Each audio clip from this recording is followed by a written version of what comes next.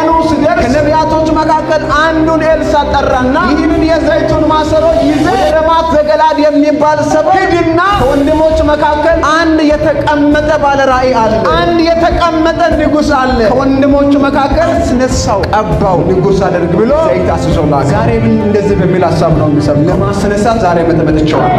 ዛሬ እንደ እግዚአብሔር ሐሳብ ለማስነሳት ዛሬ መጥቻለሁ። በእያንዳንዳችሁ ጉዳይ እግዚአብሔር ቃል እናገራለሁ። እጃችሁ ከእግዚአብሔር ቃል ኃይል የተነሳ ይነሳል። ሃሌሉያ! ክብር ለእግዚአብሔር ይሁን። እንግዲህ በዚህ ስፍራ ላይ አስነሳው ይላል። እንግዲህ ከወንድሞች መካከል አስነሳውና ወደ ጓዳ አስገባውና ቀባው ይላል። ከቀባ በኋላም እንዲህ ብለህ ተናገርልኝ፣ እግዚአብሔር አምላክ እንዲህ ይላል፣ በእስራኤል ላይ ንጉሥ ይሆን ዘንድ ቀባ ብሎኛል። አንተ ከዚህ በኋላ በእስራኤል ላይ ንጉሥ ነህ። ሃሌሉያ! እስቲ አንድ ሰው ከዚህ በኋላ ይቀባል በል እስቲ።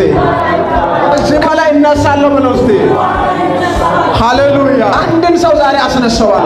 የእግዚአብሔር ቃል ዛሬ ያመነውን ሰው ያስነሳዋል። ሃሌሉያ! ኢየሱስ ጌታ ነው።